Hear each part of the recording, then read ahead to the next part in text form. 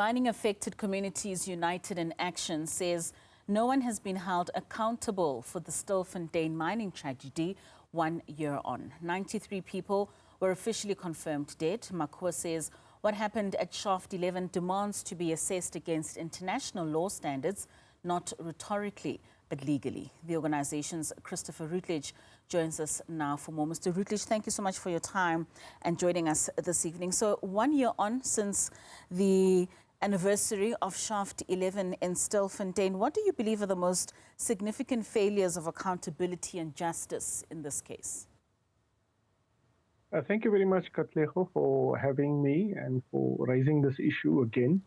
I think for us, one of the key failures that has emerged out of this tragedy is simply the way that we as a society have looked the other way, as it were, how the institutions that are meant to protect us and protect the Constitution have failed to live up to the expectations of the Constitution, how law enforcement and prosecutorial services have failed, how the Human Rights Commission has really failed. And so we're looking at a complete travesty of justice here, where, you know, one of the things that has emerged is that people often simply see this thing as a case of zamazamas who needed to be arrested and killed. And I think that's tragic, because every citizen in our country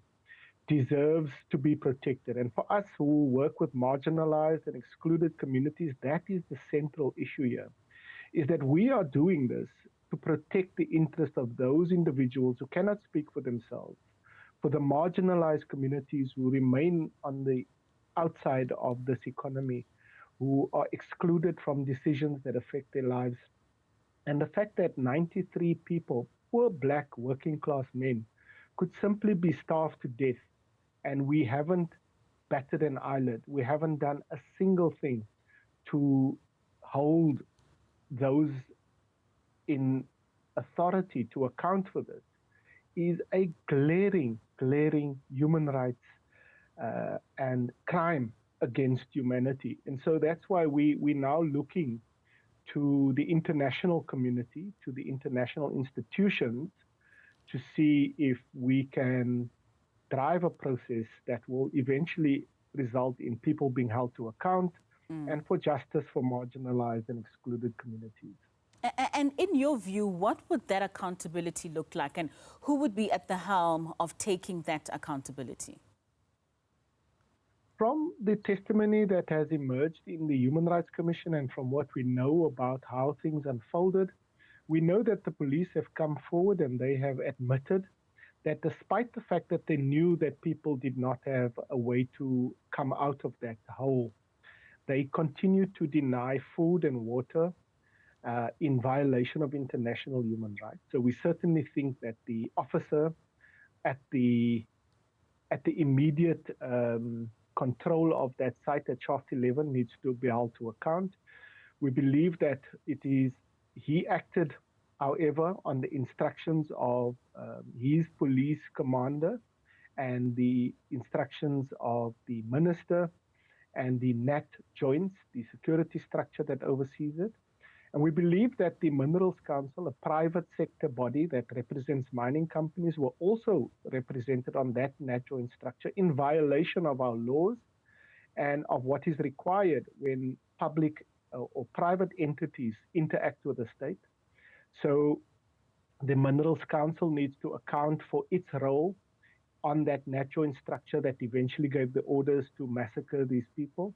And then certainly at the cabinet level, we know that this matter was discussed in depth at the cabinet with the president, and that the minister in the presidency came out after that cabinet meeting and told South Africa and the world that the cabinet has decided to smoke those people out. So in other words, to kill them.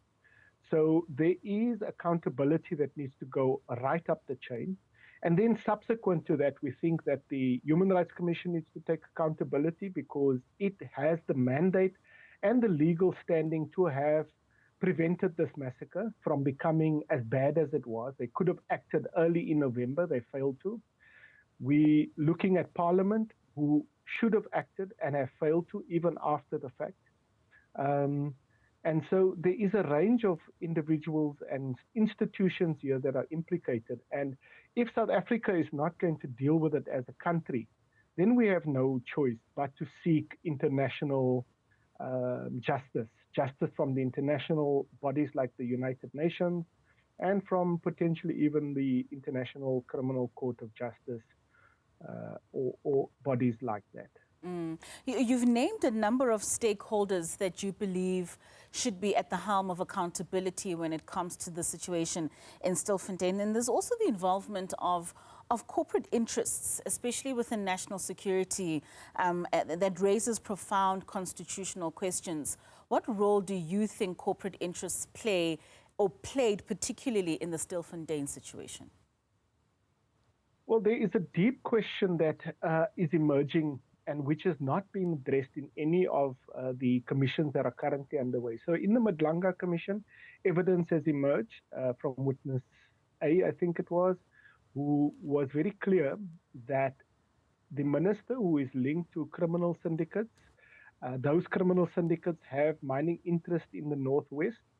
We know that in the parliamentary committee, there was testimony and evidence to suggest that the minister met with individuals linked to the criminal syndicate in his home to discuss the matter of Stillfontein.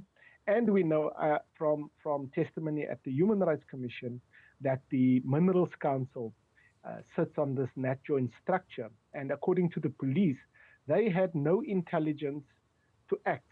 They were simply instructed from this net joint structure, which is then where private bodies are located.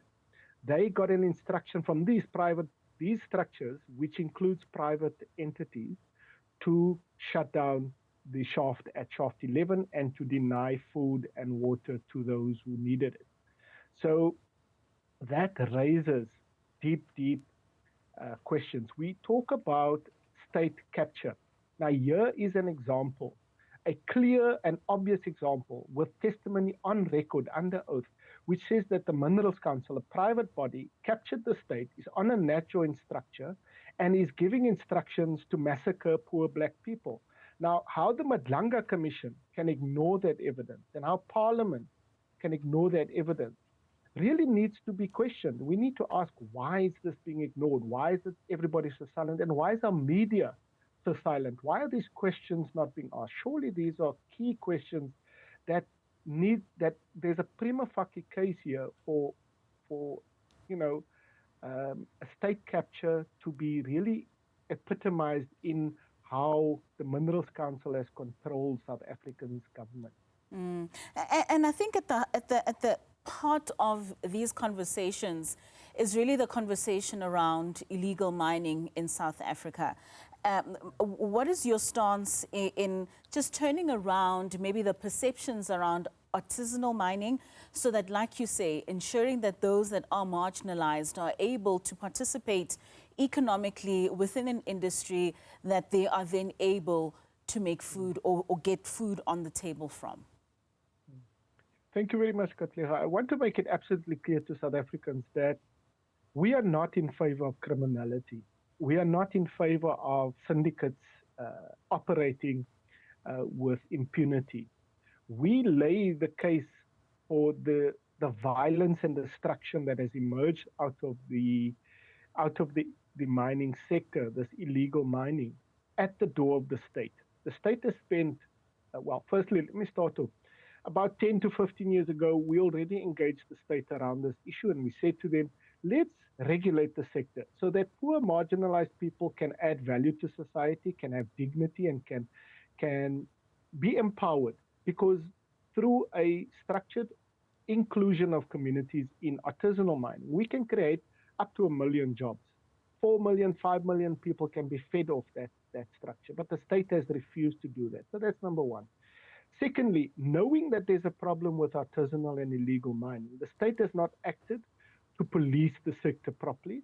So we have all these syndicates who have entered into the vacuum where the state has left, particularly in poor, marginalized communities. You won't find this happening in Sandton, by the way.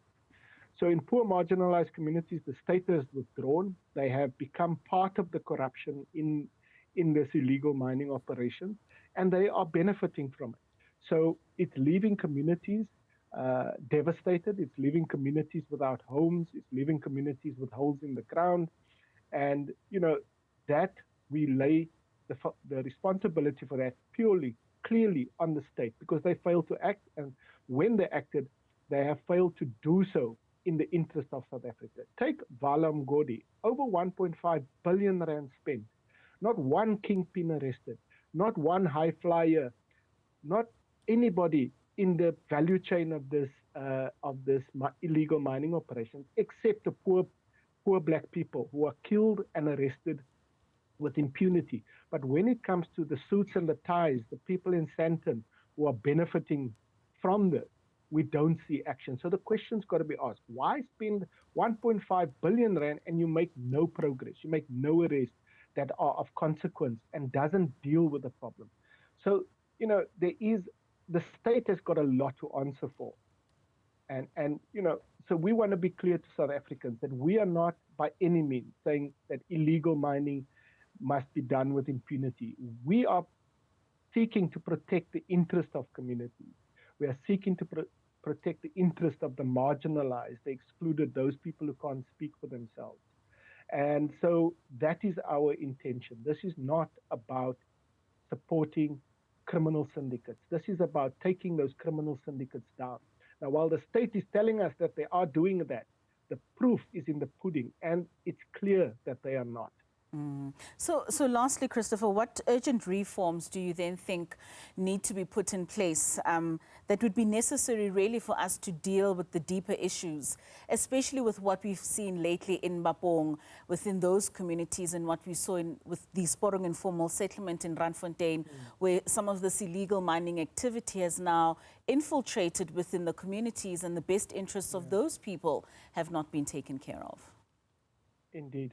Indeed, that is the tragedy. It is the poor working class people who suffer the most, not Mr. Mantashe, who lives in a big security complex with being well fed and security and so on. It is the communities who are suffering.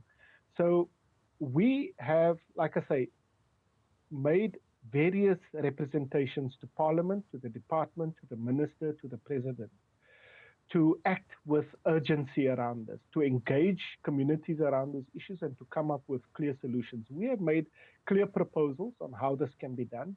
So we're saying that through a process of identifying these areas, creating artisanal mining zones, and then bringing in the expertise to work with communities to ensure that they have the resources, the security, and the wherewithal to pursue and to control those things that are happening. So that's the one thing. We have proposals before the department, which clearly sets out the pathway that can lead to solutions and create millions of jobs. We've asked Parliament to urgently convene a hearing, an inquiry, so that we can understand why Vala Mgodi spent 1.5 billion rand without making any arrests, and why the minister is meeting with criminal syndicates and so forth and so on. And we have also, made certain proposals around how we can ensure that the large-scale miners like Anglo-American, who have dug all these holes in our country and left them open and have now left us with the problem, how they can be held accountable. So we all have proposed a bill in Parliament to ensure that mining companies are held to account for the devastation that they are causing across our country, and the communities having to then be the ones who are left with the pieces at the end. And bearing the brunt of the non-rehabilitation by those. Thank you so much, Christopher Rutledge, for your time this evening. Certainly 1 year on since that rescue operation at Shaft 11 in Stillfontein, where we saw 93 people that had been officially confirmed dead.